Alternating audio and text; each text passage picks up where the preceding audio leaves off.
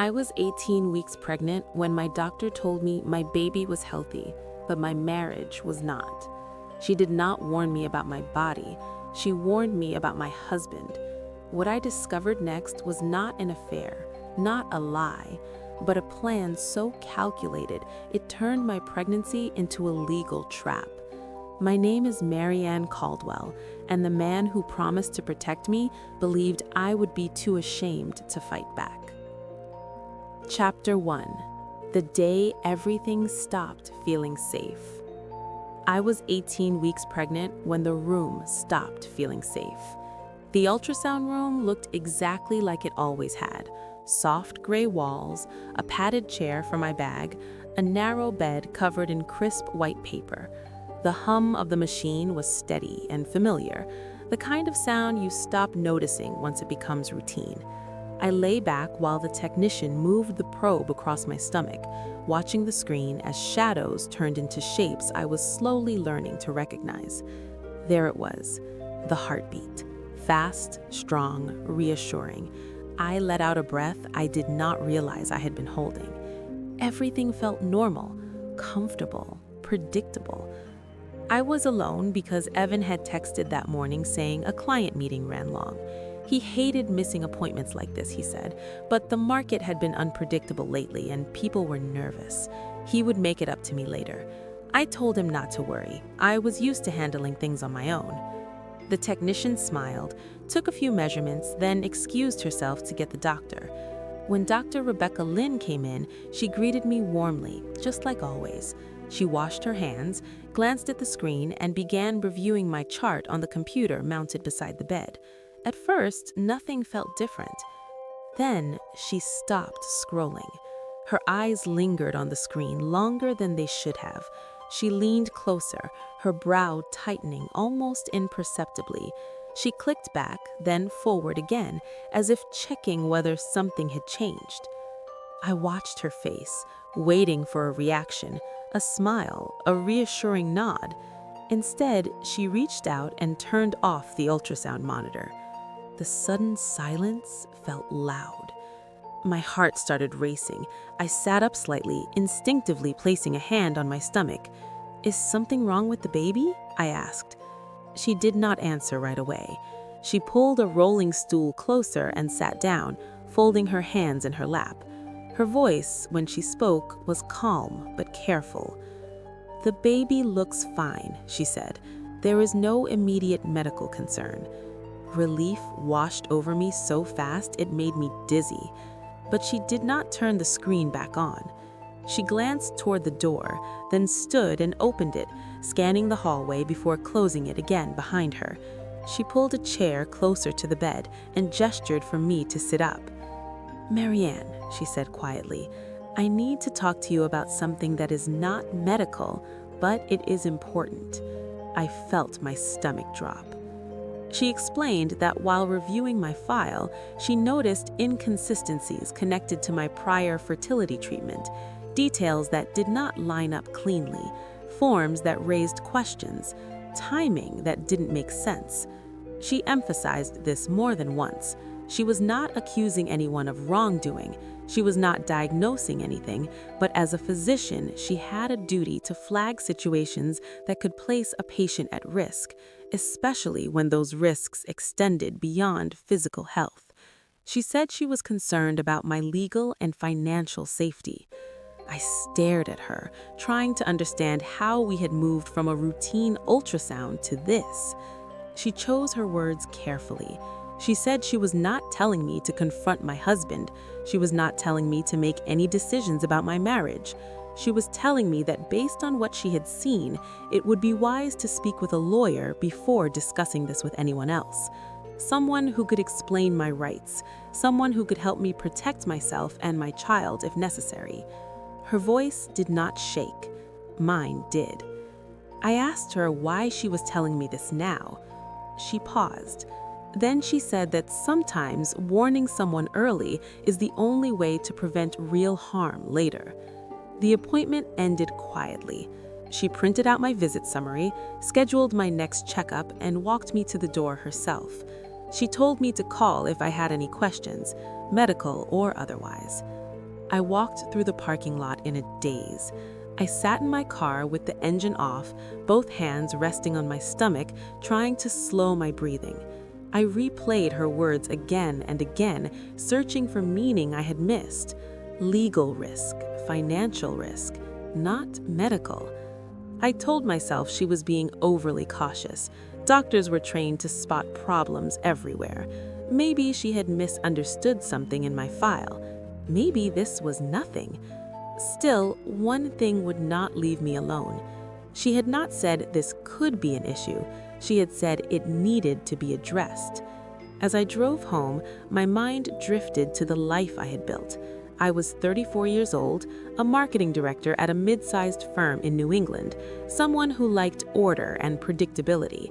I'd grown up in a family where money existed quietly in the background, not as leverage or power, but as a cushion. My grandmother had left me a trust worth about $1.8 million, along with the old house my family bought in 1998. It was where I planned to raise my child. I never talked about it. I never needed to. Evan knew, of course. He knew everything. I had met him in 2019 at a charity fundraiser. He was polished, thoughtful, and steady in a way that made me feel grounded. He worked as a financial advisor, the kind who spoke calmly about risk and long-term planning. We married in 2021, surrounded by friends who told me how lucky I was. Looking back, everyone trusted him, including me. By the time I pulled into our driveway, I had convinced myself that I was overreacting. I straightened my shoulders, took a deep breath, and walked inside. Evan wasn't home yet. The house was quiet. I set my purse down, poured a glass of water, and tried to focus on the small comforts, the familiar creak of the floorboards, the light filtering through the kitchen window. I placed my hand on my stomach again and whispered that everything was fine. That night, Evan came home late just as he had said he would. He kissed my forehead, asked how the appointment went, and listened as I told him the baby was healthy. He smiled, relieved, and wrapped his arms around me. I did not mention the rest. Later, lying in bed beside him, I stared at the ceiling while he slept. I thought about the way Dr. Lin looked at me, not frightened, not dramatic, just certain. She had not said maybe. She had said I needed to. Eventually, I told myself that in the morning, things would make more sense, that daylight would dissolve the unease, that I would laugh at myself for letting a routine appointment get into my head. I closed my eyes, holding on to that thought, and let the house settle into silence. Morning did not bring relief. It made everything clearer in a way I was not ready for. Evan moved through the house with the same calm efficiency he always had. He brewed coffee, checked his phone, kissed my cheek, and asked if I needed anything before he left. His voice was warm. His questions were attentive. From the outside, nothing had changed. But the small things were no longer invisible to me. His phone stayed face down on every surface, on the counter, on the nightstand, on the arm of the couch. When it lit up, he shifted it slightly, just enough that I could not see the screen. The movement was subtle and smooth, like muscle memory. I told myself I was imagining it, then caught myself watching for it again. One morning, while he showered, his phone buzzed on the counter. I did not touch it. I only glanced over. The screen went dark before I could read anything. Later that afternoon, I asked him if he had changed his passcode. He laughed softly and said, "Of course." He said he handled sensitive financial information and security mattered. He said any responsible professional would do the same. I nodded. That explanation fit neatly into the man I thought I knew. The late nights became more frequent. At first, it was once a week, then twice, then often enough that I stopped expecting him home for dinner. Evan always had a reason: a client who needed reassurance, a portfolio that required immediate attention, a phone call that could not wait. He said the market was unstable and people were scared. I wanted to believe him. I told myself I was lucky to have a husband who worked so hard. What bothered me was not just that he was gone, but how easily his absence was framed as something noble, necessary, something I should be grateful for. When I mentioned that his schedule felt different, he did not argue. He stepped closer, lowered his voice, and touched my arm. "You are more sensitive right now," he said gently. "Pregnancy does that. Your hormones are all over the place." I told him I did not feel sensitive. I felt lonely. He smiled the way people do when they think they are being kind. "You are stressing yourself out over nothing, Marianne," he said. "That is not good for the baby. You need to relax and trust me." Trust me. It was always trust, never explanation, never reassurance that invited questions. The conversations about money started around the same time. Evan had always known about my trust. My grandmother had arranged it years ago, conservative and careful, meant to protect rather than impress. It was not something I talked about, but it was part of my life. When I became pregnant, Evan started talking about preparation, about streamlining, about making sure everything was in order before the baby arrived. He suggested we simplify our finances, fewer accounts, clear authority, less confusion if there was an emergency during delivery. He said hospitals could be chaotic and delays could be dangerous. He asked if I had thought about adding his name to certain documents, temporarily, just in case. I asked what documents. He explained it slowly, like I needed help understanding, trust-related paperwork, authority to act quickly, things a father should be able to handle. I told him I needed time. He said, of course. He said he admired how thoughtful I was. Then he reminded me that planning ahead was how responsible parents protected their children. A few days later, he brought up the house. He started by calling it beautiful and full of character. Then he called it inefficient. He talked about equity and leverage. He talked about selling and reinvesting, about opportunities for our child. I reminded him that the house was in a good school district, that it had been in my family since 1998, that it mattered to me. He listened, nodded, and said sentiment did not pay tuition. I laughed weakly, unsure how else to respond. That sentence stayed with me long after the conversation ended. I began doing things I never imagined I would. I opened a note on my phone and started writing down the times Evan came home. Tuesday, 11:47, Thursday, 12:20, Saturday, 1:15. I told myself it was only to calm my mind, a way to prove I was not imagining the pattern. Each entry made my chest feel tighter. One afternoon, while Evan showered, I picked up his jacket to move it off the chair. Something stiff crinkled in the pocket. I froze. I pulled out a folded receipt. It was from a hotel not far from his office. Not luxurious, not cheap, just real. A date, a room, an amount that did not belong to any story I had been told. My hands shook. I told myself there had to be an explanation, a client meeting, a conference room fee, anything. I took out my phone and snapped a picture. Then guilt washed over me so fast I felt sick. What kind of wife did that make me? I stared at the image for a long moment, then deleted it. I folded the receipt back into the pocket and put the jacket where it had been. I washed my hands as if I could scrub the feeling away. The isolation crept in quietly. My mother, Helen Caldwell, had warned me about Evan early on. She had listened to him talk at dinner, watched the way he answered questions, and later told me something about him felt rehearsed. She said he was charming but calculating. I took it as an insult. I told her she was being unfair. I accused her of being controlling. I said she did not like anyone who influenced me. The argument ended badly. Over time, our calls became shorter, then polite, then non-existent. Nearly 2 years passed without a real conversation. Now, every time I thought about calling her, shame stopped me. I could still hear my own voice, sharp and defensive, telling her she was wrong. I did not want to admit she might have been right. There were nights I sat on the couch with my phone in my hand, her contact open, my thumb hovering. I always closed it. Tomorrow, I told myself.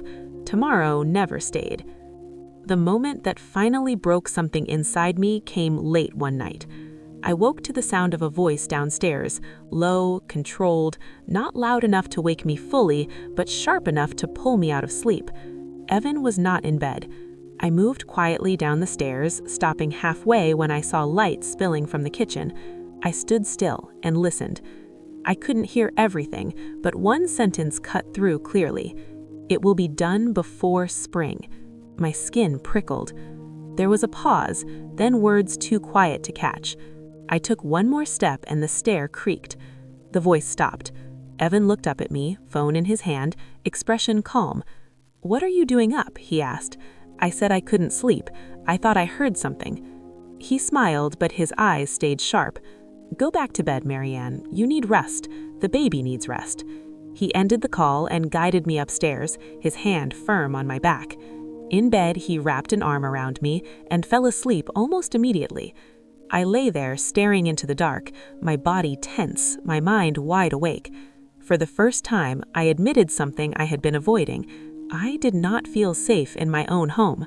I didn't know what that meant yet. I didn't know what I would do with that truth. I only knew that the feeling was real, and it was not going away. Chapter 3. The Truth He Never Expected Me to See. The next morning, I called Dr. Lynn's office and asked for a private appointment.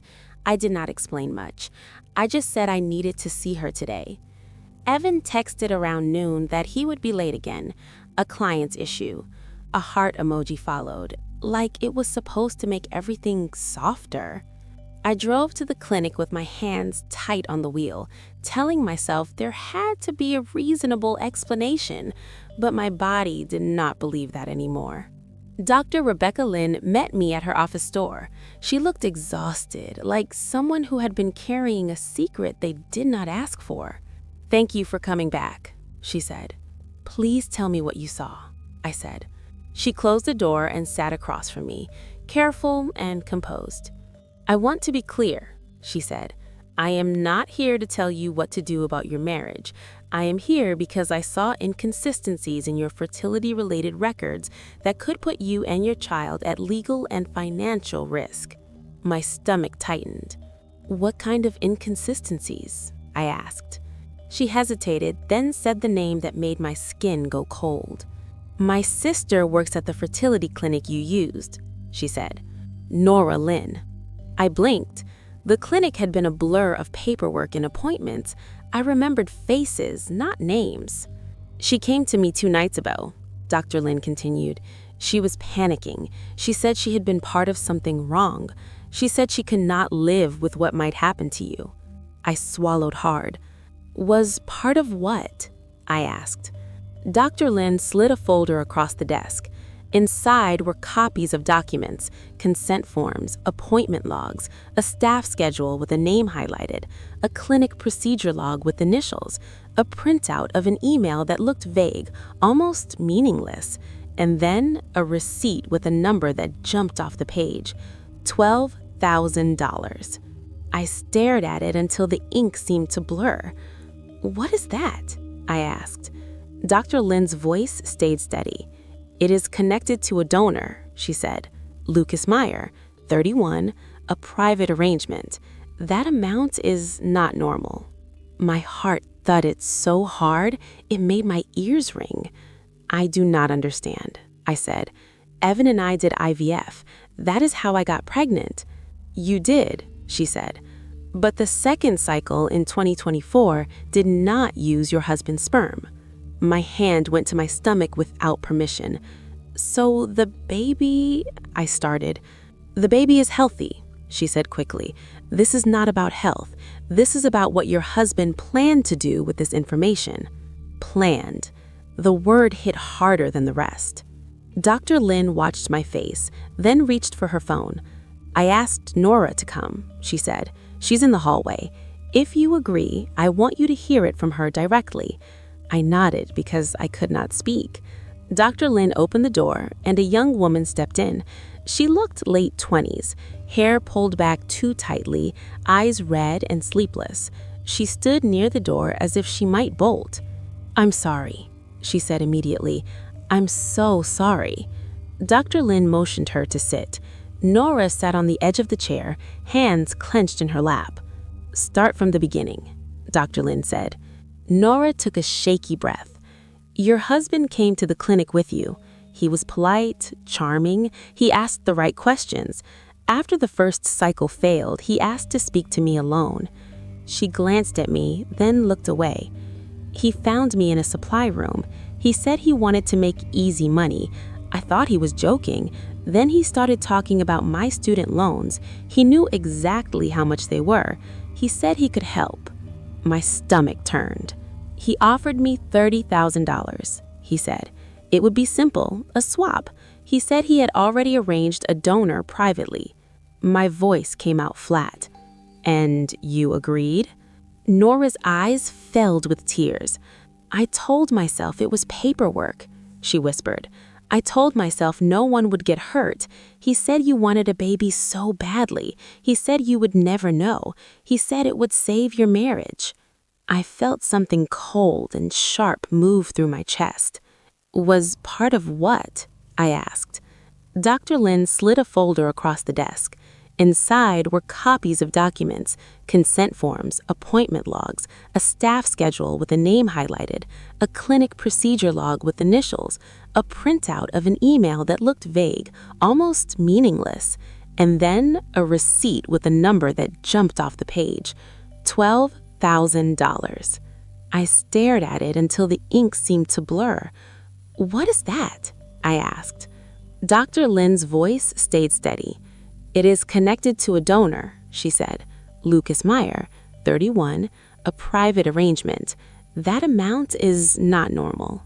My heart thudded so hard, it made my ears ring. I do not understand, I said. Evan and I did IVF. That is how I got pregnant. You did, she said. But the second cycle in 2024 did not use your husband's sperm. My hand went to my stomach without permission. So the baby, I started. The baby is healthy, she said quickly. This is not about health. This is about what your husband planned to do with this information. Planned. The word hit harder than the rest. Dr. Lin watched my face, then reached for her phone. I asked Nora to come, she said. She's in the hallway. If you agree, I want you to hear it from her directly. I nodded because I could not speak. Dr. Lin opened the door, and a young woman stepped in. She looked late 20s, hair pulled back too tightly, eyes red and sleepless. She stood near the door as if she might bolt. I'm sorry, she said immediately. I'm so sorry. Dr. Lin motioned her to sit. Nora sat on the edge of the chair, hands clenched in her lap. Start from the beginning, Dr. Lin said. Nora took a shaky breath.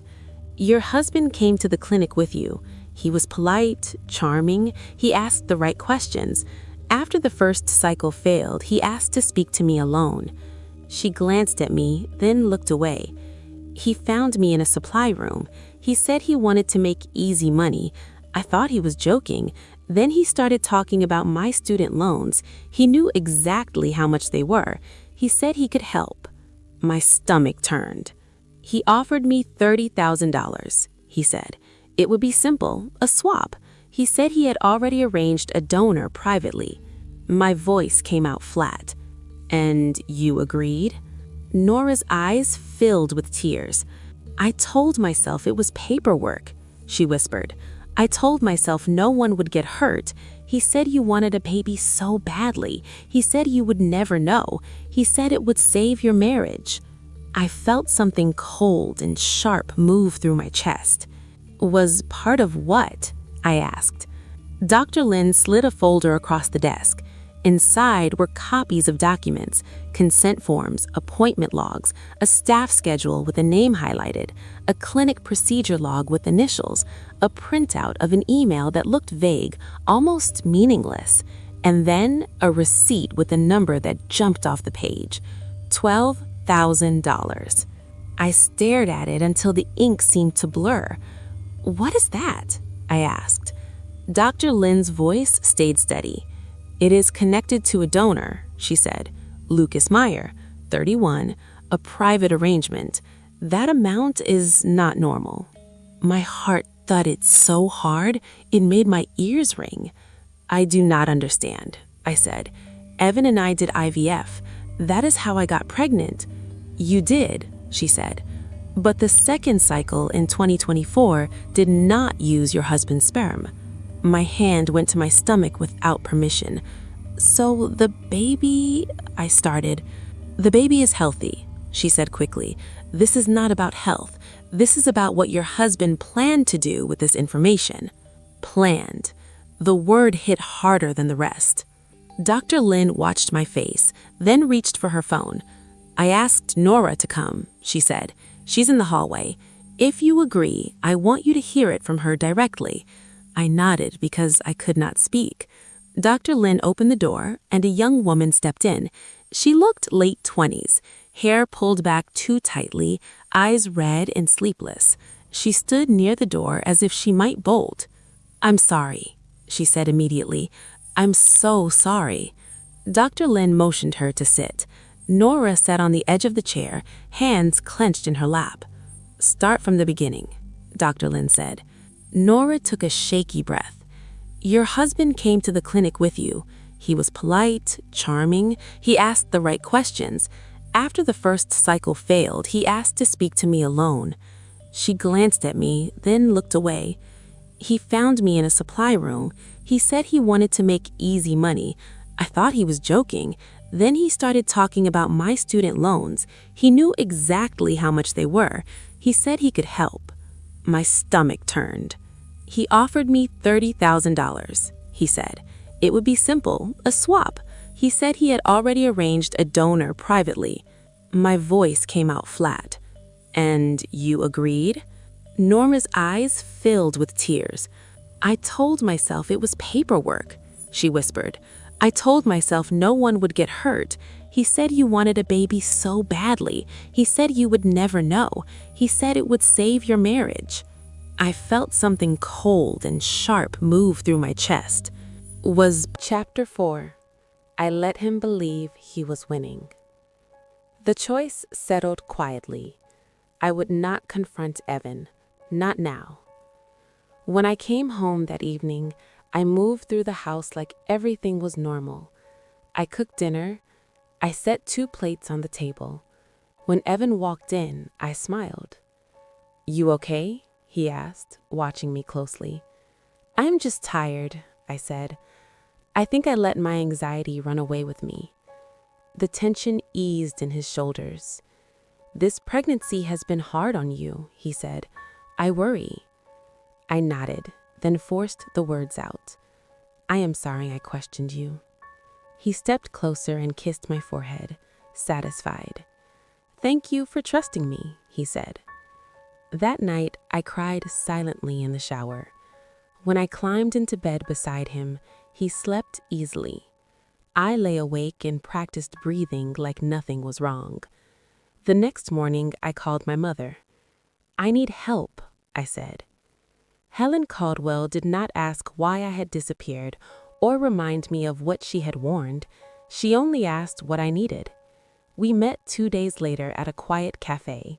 She listened without interrupting, her expression steady and focused. You were right not to confront him, she said when I finished. He will make mistakes if he thinks he is safe. That same day, she connected me with Sandra Holt, a lawyer who specialized in fraud and divorce. Sandra was direct and unemotional. You do nothing dramatic, she told me. You gather proof, you protect your assets, you do not sign anything. You let him believe his plan is intact. Through Sandra, I met Grace Whitman, a private investigator with calm eyes and a precise way of speaking. I need time, Grace said. That is all. Over the next few weeks, I lived 2 lives. At home, I played the role Evan expected. I was tired. I apologized easily. I let him explain things to me slowly. When he talked about finances, I listened and nodded. When he mentioned paperwork, I said we could talk about it later. Privately, Grace worked. She confirmed Evan's gambling debt, about $160,000. She found irregular money movements at his firm, close to $48,000, taken from client accounts. She uncovered his relationship with Olivia Brooks, a junior assistant who had been spending far too much time with him after hours. Sandra reviewed everything. You are not reacting, she told me. You are positioning. Something shifted inside me. The fear did not disappear, but it stopped controlling me. Silence became a tool. Evan noticed the change, but misunderstood it. "You seem calmer," he said one night.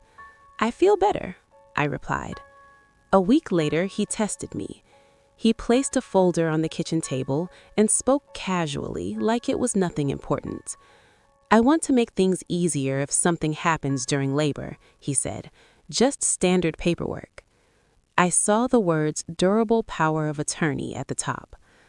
"I cannot do paperwork today," I said quietly. "My head hurts." He studied me, then smiled. "Another day," he said. When I told Sandra, she nodded. "He is checking access," she said. "Delay. Always delay." Then Evan made his move. Over dinner, he mentioned having a small family gathering to celebrate the baby. His tone was warm, relaxed. "And maybe we do a DNA test afterward," he added, "just to show everyone how solid we are." My heart raced, but my voice stayed calm. "If that matters to you, then okay." His smile was confident, satisfied. That night, I lay awake beside him, staring into the dark. This was the moment Evan felt most secure, and it was the moment he was least prepared for what was coming. Chapter 5. Karma is quiet until it isn't. The house felt heavier that afternoon, like every wall knew something was coming. I had opened all the curtains early, letting winter light spill across the old floors my grandmother once polished by hand. Flowers sat on the dining table, music played low, something neutral and safe. Friends and family filled the rooms with laughter, coats draped over chairs, glasses clinking. On the surface, it looked like a celebration. Evan was in his element. He moved through the house with an easy confidence, one hand often resting on my back, the other shaking hands, accepting congratulations. He talked about fatherhood with practiced warmth, about responsibility and stability, about how much he loved his family. His colleagues smiled at him with admiration. My relatives nodded politely, reassured by the image he projected. If anyone had walked in without context, they would have seen a man winning. My mother stood near the window, quiet and observant. When our eyes met, she gave me a small nod. Not encouragement, readiness. Grace was already there, blending in like a distant friend of a friend. Sandra arrived shortly after, calm and unremarkable, carrying nothing that drew attention. Dr. Rebecca Lynn and her sister Nora came together, their presence unchallenged in a room full of guests. Celebration makes people careless. No one questions why someone is there. Dinner passed in a blur. Compliments, stories, laughter. I ate slowly, listening more than I spoke, feeling the baby shift inside me like a steady anchor. When plates were cleared and glasses refilled, Evan stood and raised his voice just enough to command attention. "I just want to say how grateful I am," he said. "This baby is already the best thing that has ever happened to us." People smiled. Someone applauded softly. "And actually," he continued, his tone light, almost joking, "Marianne and I talked about doing a DNA test after the baby is born. Not because there is any doubt, of course, just as a symbol of transparency, peace of mind for everyone." A few people laughed awkwardly, others looked confused. My heart beat evenly. I stepped out from under his arm.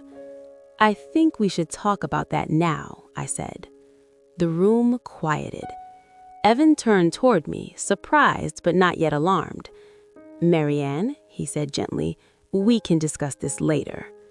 "No," I said, "now is the right time." I looked around the room at faces I had known my whole life and faces Evan believed would never see him clearly. "We did IVF," I said. "Most of you know that. What you do not know is that the successful cycle did not use Evan's sperm." The silence sharpened. Evan laughed, sharp and forced. "This is not the time," he said. "She is emotional." It used a donor. His name is Lucas Meyer. He was paid $12,000 in cash. Murmurs spread. Evan's smile faltered. "This is insane. You are embarrassing yourself." I turned slightly. "Nora," I said, "would you explain?" Nora stepped forward, hands shaking, voice clear. "I was a nurse at the fertility clinic.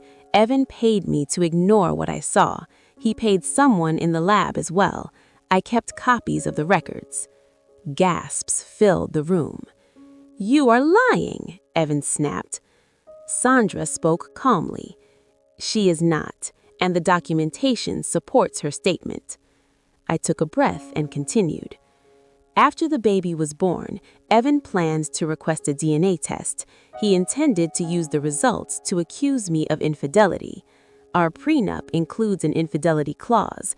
He believed he could use it to take my assets and destroy my credibility." A glass slipped from someone's hand and shattered softly near the kitchen. Evan turned pale.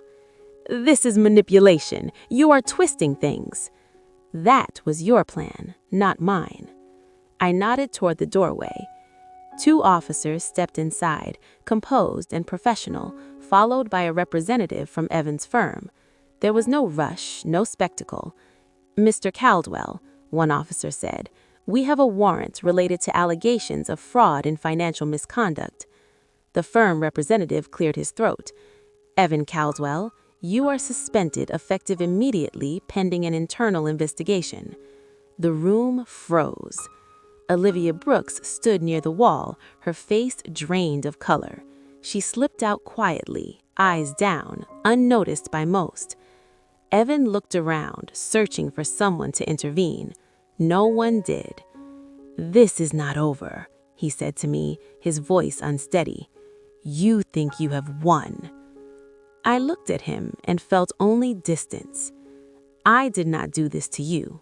You did this to yourself." The officers escorted him out without resistance, no shouting, no struggle, just the sound of a door closing on a life built on lies.